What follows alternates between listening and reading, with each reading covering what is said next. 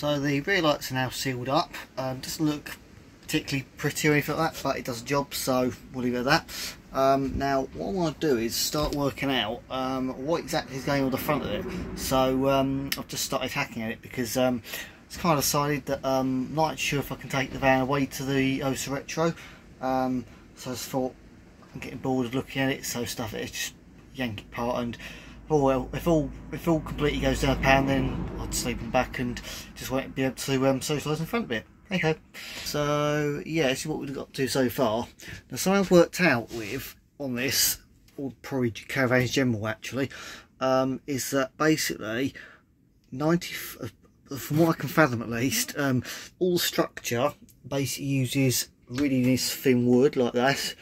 And then to actually hold the main structure in place, you've got little screws in little corners, and then to hold the wood together, it's just literally all glued.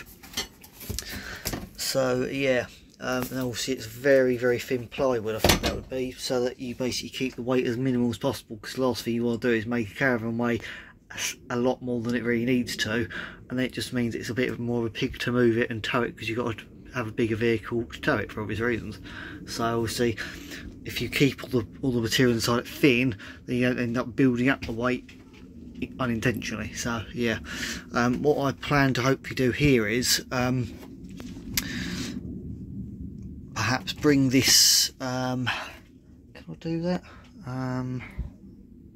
About to say bring the shelf down so it's with that window, but I'm not sure if that would be possible. So I don't know what I'm going to do yet, but because we have got a beam across there, so whether or not maybe I put an extra beam above that and then reduce the height of the shelf maybe, and then we could just literally like curve it in so it just goes in like that rather than being up here, because obviously you're going to have to still have framework around the side here. So I don't know, we'll see, but I would like to be able to reduce this height so that you could potentially have like a stereo actually built into the van up here.